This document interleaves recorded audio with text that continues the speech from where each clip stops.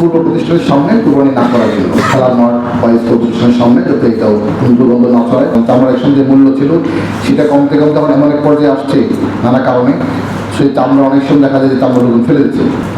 পর্যায় ব্যবস্থাপনা আমাদের সিলেট সিটি কর্পোরেশন প্রধান পর্যায়ে প্রবর্তন আছেন। ইতিমধ্যে আমাদের প্রশাসনের ঘোষণা দিয়েছেন শহরের পর্যায়ে 8 ঘন্টার মধ্যে আমরা পরিষ্কার করার চেষ্টা করবো, এবং আমাদের 21টা জেলাগুলো সারা জেলাতেই আমাদের উপজেলাতেই উপজেলা নির্বাহী কর্মকর্তা আছেন এবং পৌরসভা দায়িত্ব কর্মকর্তা আছেন, সবাই মিলে আমরা চেষ্টা করে কোরবানি পরপরই 8 ঘন্টার মধ্যে সারা জেলা পরিষ্কার রাখা যায় বা করা যায় একটা বিষয়। এই ক্ষেত্রে আমি একটু আমাদের যারা কোরবানি করবেন নাগরিকদের সহযোগিতা চাই। প্রথমত হচ্ছে যে যথাযথ কোরবানি না করে যদি একটা নির্দিষ্ট স্থানীয় এলাকা বদল কোরবানি করতে পারে সেই ক্ষেত্রে ময়লা আবর্জনাগুলি সংগ্রহ করাটা সহজ, এটা একটা অনুরোধ থাকবে নাগরিকদের প্রতি একটা বিষয়। এবং যে স্কুল বা প্রতিষ্ঠানের সামনে কোরবানি না করার জন্য, খেলার মাঠ বা স্কুল প্রতিষ্ঠানের সামনে যাতে এটাও দুর্গন্ধ না ছড়ায়। এবং একই সাথে ট্যুরিজম যে স্পটগুলি আছে আমাদের, সেই স্পটের আশেপাশের জন্য কোরবানি না করা একটা সেফ সাইডের জন্য করা হয়, যাতে করে কোনো ধরনের দুর্গন্ধ না হয় না চলে। আর দ্বিতীয়ত চামড়া, আপনারা জানেন যে চামড়া নিয়ে গত কয়েক বছর যাবতেই 10-15 বছর যাবতেই চামড়া নিয়ে আমাদের একটা দেশের মধ্যে মারাত্মক সমস্যা, কারণ চামড়ার একসঙ্গে যে মূল্য ছিল সেটা কমতে কমতে এখন এমন এক পর্যায়ে আসছে নানা কারণে, সেই চামড়া অনেক সময় দেখা যায় যে চামড়া লোকজন ফেলে দিচ্ছে বা নষ্ট করছে। এই সমস্যার মধ্যে আমরা আছি। তো এবার এটা নিয়ে গতবার থেকেই সরকার কাজ করছিল সিরিয়াসলি। এবারও আমাদেরকে সরকার যেটা করছেন আমাদেরকে চামড়া সংগঠনের লবণ দিয়েছে। তো এখানে চামড়া যেটা হয় কিছু কিছু মাদ্রাসা কালেকশন করে কিছু কিছু সরাসরি চামড়া বিক্রি করে দিয়ে হচ্ছে আমাদের ব্যবসায়ীদের কাছে এটা।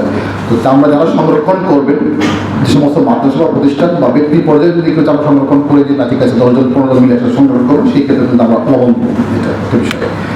আরেকটা বিষয় হলো যে এখানে চামড়া উত্তোলনের ক্ষেত্রে কালেকশনের ক্ষেত্রে আমাদের এখানে কিছু কর্মী আলেমুলামা তারা একটু মনের কষ্ট থেকে ক্ষোভ থেকে তারা বলছিলেন যে চামড়া তারা তুলবেন না। তো এটা নিয়ে তাদের সাথে আমরা বেশ কয়েকবার বসছি, গতকালকে বসেছিলাম রাত্রে, এর আগে 2বার বসছি, এবং গত 3-4 দিন আগে একটা মিটিং হয়েছে আমাদের। আমাদের চামড়া ব্যবসায়ীরা ছিলেন, আমাদের এরা ছিলেন, আমাদের আলেমুলামা ছিলেন, একই সাথে আমাদের বাণিজ্য মন্ত্রী মোদী অনলাইন যুক্ত ছিলেন, আমাদের সিটি প্রশাসক ছিলেন। সেই মিটিং সিদ্ধান্ত হয়েছে তারা সংগ্রহ করবেন, কী করবেন নেবেন। আর প্রথম তারা বলছিলেন যে চামড়া তারা নেবেনই, তো পরে সম্ভবত তারা চামড়া সংগ্রহ করবেন।